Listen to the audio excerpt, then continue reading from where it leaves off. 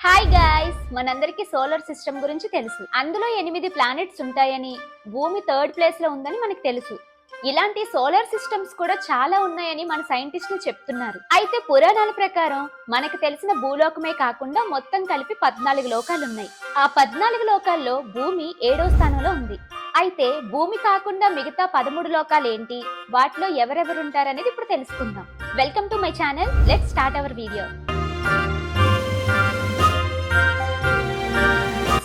ఈ 14 లోకాలు ఎలా ఉంటాయి అంటే, భూమి పైన 6 లోకాలు ఉంటాయి, భూమి కింద 7 లోకాలు ఉంటాయి.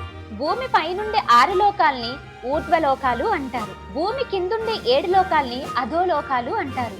అయితే ఫస్ట్ పైనున్న 6 లోకాల గురించి తెలుసుకుందాం. ఈ 6 లోకాల్లో అన్నిటికంటే పైనున్న లోకాన్ని సత్యలోకం అంటారు. దీన్నే బ్రహ్మలోకం అని కూడా అంటారు. దీన్ని బట్టి అక్కడ ఎవరుంటారో అర్థమైంది కదా. బ్రహ్మదేవుడు ఉంటాడు with his wife Saraswati Devi. And వీళ్ళిద్దరితో పాటు ఎన్నో ఇయర్స్ నుంచి తపస్సు చేసిన వాళ్ళ మంచి ఆత్మలు కూడా ఉంటాయి. సృష్టి మొదలయ్యేది ఇక్కడే, అంతమయ్యేది ఇక్కడే. సత్యలోకం నుండి 12 కోట్ల యోజనాల కిందకి వస్తే తపోలోకం ఉంటుంది. ఈ తపోలోకంలో నలుగురే చిన్నపిల్లలు నివసిస్తారు. ఈ నలుగురు పిల్లల పేర్లు సనాత్, సనక్, సనందన్, సనాతన్. ఇందాక 12 కోట్ల యోజనాలు అన్నాను కదా, అంటే ఎన్ని కిలోమీటర్లు తెలుసా? గ్రంథాల ప్రకారం ఒక యోజన అంటే 4 మైళ్ళు. ఇంకా 12 కోట్ల యోజనాలు అంటే ఎన్ని మైల్లో మీరే లెక్కేసుకోండి.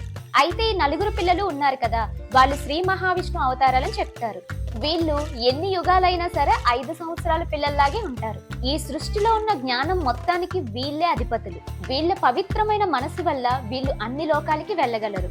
తపోలోకంలో ఈ నలుగురు పిల్లలు ఎప్పుడు తపస్సు చేస్తూనే ఉంటారు. అందుకే ఈ లోకానికి తపోలోకం అని పేరు వచ్చింది. తపోలోకం నుండి 8 కోట్ల యోజనాల కిందకి వస్తే అక్కడ జనోలోకం ఉంటుంది.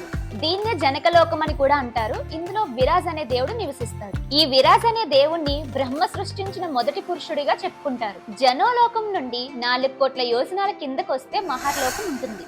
ఈ లోకంలో ఋషులు, మునులు నివసిస్తూ ఉంటారు. ఇక్కడ నిత్యం దైవారాధన జరుగుతూనే ఉంటుంది. ఇక్కడ ఉండే ఋషులు ఎన్నో శక్తులు కలవారు. వాళ్ళ జీవితం టైంతో కానీ ప్లేస్ తో కానీ ముడిపడి ఉండదు. వాళ్ళు అనుకుంటే భూలోకం నుండి సత్యలోకం వరకు ఎక్కడికైనా వెళ్ళొస్తారు. వీళ్ళ వయసు బ్రహ్మదేవుడి 1 రోజుతో సమానం అన్నమాట. బ్రహ్మదేవుడికి 1 రోజు అంటే మనకి ఎన్ని సంవత్సరాలు తెలుసా? 432 కోట్ల సంవత్సరాలు. మహర్లోకం నుండి 80,000 యోజనాల కిందకి వస్తే స్వర్గలోకం. ఇక్కడ దేవతల రాజు ఇంద్రుడు ఉంటాడు. ఇంకా ఆయనతో పాటు గంధర్వులు, అప్సరసలు 35 మంది దేవతలు ఉంటారు. రంభా, ఊర్వశి, మేనక ఉంటారు. అది తర్వాత విషయం. ఇక్కడ ఉన్న వాళ్ళు ఎవరు ఏం కోరుకున్నా నెరవేరిపోతుంది. లెక్కలేనంత ధనం, కావలసినంత బంగారం అన్నీ ఉంటాయి. కోరికలన్నీ తీర్చడానికి కల్పతరు వృక్షం ఉంది. స్వర్గం మొత్తం తిరిగి రావడానికి ఐరావతం ఏనుగుంది. ఇంకా ఎన్నో ఇలాంటి అద్భుతమైన విషయాలు అక్కడ ఉన్నాయి. నిజానికి స్వర్గం అనేది దేవతలందరికీ రాజధాని లాంటిది. అక్కడ దొరకందంటే ఏమీ లేదు. స్వర్గలోకానికి కూడా ఒక రాజధాని ఉంది, అదే అమరావతి. పుణ్యాలు చేసే వాళ్ళందరూ స్వర్గానికి వెళ్తారు అని అంటారు కదా, వాళ్ళందరూ అక్కడే ఉంటారు. పాప పుణ్యాలు అనేవి మనుషులకు మాత్రమే కాదు, దేవతలకు కూడా ఉంటాయి. వాళ్ళు చేసే పాప పుణ్యాలను బట్టి స్వర్గంలో వాళ్ళకి పదవులు, శిక్షలు అలా ఉంటాయి. ఒకవేళ దేవతల పాపాలు ఎక్కువగా ఉంటే మనిషి జాతి లేదా మనిషి జాతి కంటే ఇంకా తక్కువ జాతిలో జన్మిస్తారు. అలా స్వర్గలోకం నుంచి ఒక ఫ్లోర్ కిందకి దిగితే భువర్లోకం. యాక్చువల్లీ భువర్లోకం అనేది ఒక లోకం మాత్రమే కాదు, అందులో ఇంకా చిన్నవి 8 లోకాలు ఉన్నాయి. ఇవి భువర్లోకానికి భూలోకానికి మధ్యలో ఉన్నాయి. వాటి గురించి ఫాస్ట్ గా చెప్పేస్తాను. మొదటిది ధ్రువలోకం, ఇది పాలపుంత మధ్యలో ఉంటుంది. రెండవది సప్తఋషిలోకం, ఇది ధ్రువలోకం నుండి 1,00,000 యోజనాల కింద ఉంది. మూడవది నక్షత్రలోకం. నాలుగవది సౌరమండలం అంటే సోలార్ సిస్టమ్. ఐదవది సూర్యలోకం. ఆరవది చంద్రలోకం. ఏడవది రాహుకేతు లోకం. ఎనిమిదవది అంతరిక్ష లోకం. ఈ అంతరిక్ష లోకాన్నే ఆకాశలోకం అని కూడా అంటారు. ఇందులో గాలి, మబ్బులతో పాటు పిశాచాలు కూడా ఉంటాయి. ఇంకా 7వది భూలోకం.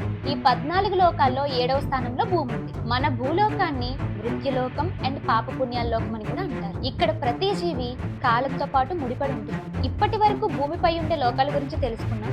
ఇప్పుడు భూమి కిందుండే లోకాల గురించి తెలుసుకుందాం. భూమి కిందుండే 8వ లోకం అతాల లోకం. ఇక్కడ బాల అనే రాక్షసరాజు కూడా నివసిస్తున్నాడు. అతను మాయాసురుడు కుమారుడు. ఈ లోకంలో మనుషుల ఆకారంలో ఉండే రాక్షసులు ఉంటారు. ఎన్నో మాయలు కూడా జరుగుతూ ఉంటాయి.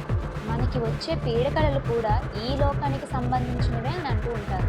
ఇంకా 9వ లోకం వితల లోకం. ఈ లోకంలో శివుడు హతకేశ్వర రూపంలో ఉంటాడు. ఈ లోకంలో హటికి అనే ఒక నది ఉంటుంది, అందులో లెక్కలేనంత బంగారం ఉంటుంది. ఇంకా 10వది సుతల లోకం. ఈ లోకంలో నారాయుడు భక్తుడైన బలి చక్రవర్తి ఉంటున్నాడు. ఈ సుతల లోకాన్ని అమరశిల్పి విశ్వకర్మ నిర్మించాడు. 11వది తలాతల లోకం. ఇక్కడ మాయాసురుడు అనే రాక్షసుడు నివాసం ఉంటున్నాడు. ఈ రాక్షసుడి కింద కొన్ని వేల కోట్ల రాక్షసులు ఉన్నారని అంటూ ఉంటారు. ఇంకా 12వది మహాతల లోకం. ఈ లోకంలో అనేక రకాలైన సర్పాల సమూహం ఉంటుంది. 13వది రసాతల లోకం. ఇది రాక్షసుల ఇల్లు అని కూడా అంటూ ఉంటారు. ఈ లోకంలో ఎంతో శక్తివంతమైన రాక్షసులు ఉంటారు. వీళ్ళకి దేవతలకి అస్సలు పడదు. అండ్ ఫైనలీ చివరి లోకం పాతాళ లోకం. ఈ లోకంలో ఎన్నో ప్రమాదకరమైన నాగులుంటాయి. వీటికి రాజు వాసుకి. ఈ లోకానికి రాజధాని భోగవతి, అందులోనే వాసుకి నివాసం ఉంటాడు. మనం పాతాళ లోకం అంటే ఏంటో అనుకుంటాం కానీ అది స్వర్గలోకానికంటే బాగుంటుందంట. నిజానికి అక్కడుండే ప్రతి నాగుకి తలపైన ఒక మణి ఉంటుందంట. సో ఆ మణి వల్ల ఆ లోకం ఎప్పుడు ప్రకాశవంతంగా ఉంటుందంట. అలాగే ఈ లోకంలో అందమైన నదులు, జలపాతాలు కూడా ఉంటాయంట. అండ్ ఈ పాతాళ లోకం కింద 2 చిన్న లోకాలు కూడా ఉన్నాయి.